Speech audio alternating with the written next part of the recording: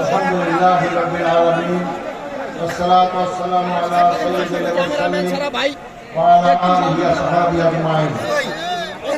এত ভিডিও করা লাগবে ভাই, অনেক হয়ে গেছে ভাই, একটু সহযোগিতা করেন যারা সাংবাদিক নন তারা একটু বসেন।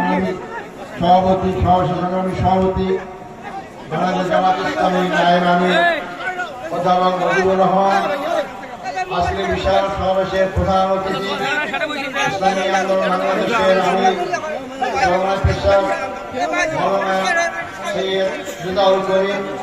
অন্যান্য নেতৃবৃন্দ, সমস্ত ভাই বন্ধুগণ, আসসালামু আলাইকুম রহমতুল্লাহি ওয়া বারাকাতুহু।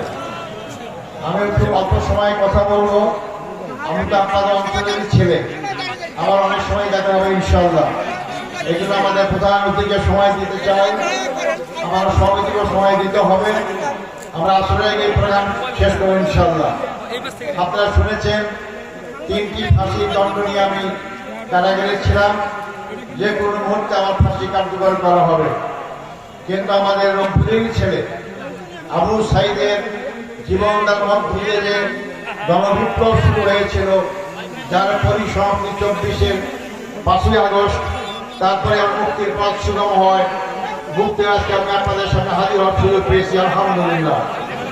সংগ্রামী ভাই বন্ধুগণ, বাংলাদেশের মূল সমস্যা কি? আমাদের দেশের মূল সমস্যা দুর্নীতি। আমাদের দেশের সম্পদের কোনো অভাব নেই, আমাদের অভাব দুর্নীতিমুক্ত সৎ নেতৃত্বে। আমরা যারা বিগত 54 বছরের ক্ষমতায় দেখেছি, তারা দুর্নীতির পাহাড় করেছে। সম্পদের অভাব এই জন্য নেই, 15.5 বছরে লক্ষ হাজার কোটি টাকা বিদেশে পাচার করা হয়েছে। দেশের সম্পদ ছিলই বলে পাচার করা হয়েছে।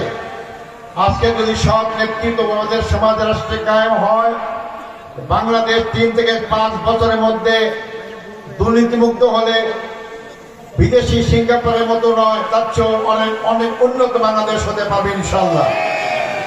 আমাদের দেশের মূল সমস্যা, আমরা সুশাসন পাইনি। যারাই যখন ক্ষমতা এসেছে একদলীয় শাসন কায়েম করেছেন, অন্যের অধিকারকে কেড়ে নেওয়া হয়েছে। আমাদের আরেক সমস্যা, আমাদের বিচারহীনতা, আইনের শাসন নেই, এমনকি আদালত পর্যন্ত আমরা নিয়ন্ত্রণ করেছি। এই অবস্থায় 15.5 বছরে গণবিস্ফোরণ হলো। অনেকে এটাকে দ্বিতীয় স্বাধীনতা বলে থাকেন। কেন বলা হয়? আমরা শুধু দুঃশাসন থেকে মুক্ত পাইনি, আমরা বিনা বিচারের কাছ থেকে মুক্তি পাইনি, আমরা আধিপত্যবাদী শক্তির হাত থেকে সম্পূর্ণ মুক্ত হয়েছি। আগামী নির্বাচন আমাদের জন্য অত্যন্ত গুরুত্বপূর্ণ। এই নির্বাচনে আজকে সারা বাংলাদেশে 8 দলের নেতৃবৃন্দের সফরের মাধ্যমে গণজোয়ার সৃষ্টি হয়েছে।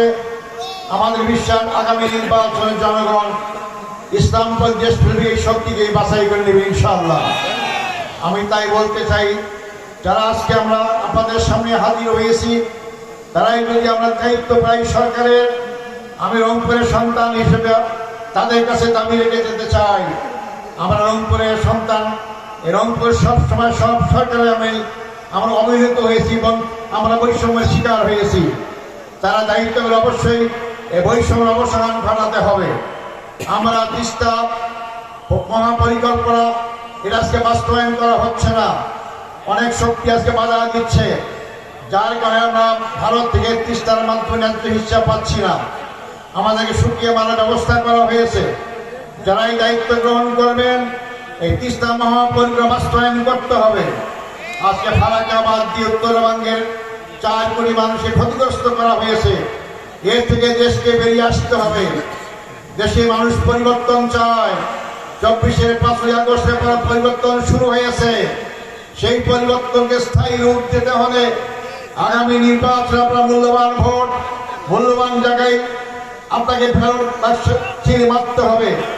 8 দলের পক্ষ থেকে যারা যেখানে জেলাকায় নির্বাচন অংশগ্রহণ করবেন, আমাদের সবার পক্ষ থেকে তাদের সমর্থন থাকবে। যদি আজকে পরিবর্তন চান, আবার পুরাতন ধারায় ফিরে যেতে না চান, অবশ্যই এই আগামী দিনের এই নতুন সব দল দেখা শেষ, সব মার্কা দেখা শেষ। আমরা নতুন ভাবে এই নতুন মার্কাগুলো দেখতে চাই, যারা ক্ষমতায় গিয়ে দেশকে নতুন ভাবে পরিচালিত করবেন। সম্পূর্ণ আধিপত্যবাদ বিরোধী শক্তি আজকে ক্ষমতায় গেলে আমরা আমার দেশ আমি শাসন করতে পারবো, বাংলাদেশের জনগণই শাসন করতে পারবো। কারো ডিকটেশনে কারো দাদাগিরিতে বাংলাদেশ চলবে না। সংগ্রামী ভাই বন্ধুগণ, তা আসুন আমরা দুর্নীতি মুক্ত, সন্ত্রাস মুক্ত, চাঁদা মুক্ত এবং আধিপত্য মুক্ত একটি দেশ গড়ার লক্ষ্যে আগামী নির্বাচনে দলের পক্ষে যারাই প্রার্থী হবেন তাদেরকে ভোট দিয়ে জয়যুক্ত করে আগামী দিনে বাংলাদেশের সবচেয়ে বাংলাদেশ আমরা গড়ে তুলতে চাই। আল্লাহ হাফেজ। বাংলাদেশ জিন্দাবাদ। আসসালামু আলাইকুম রহমতুল্লাহ।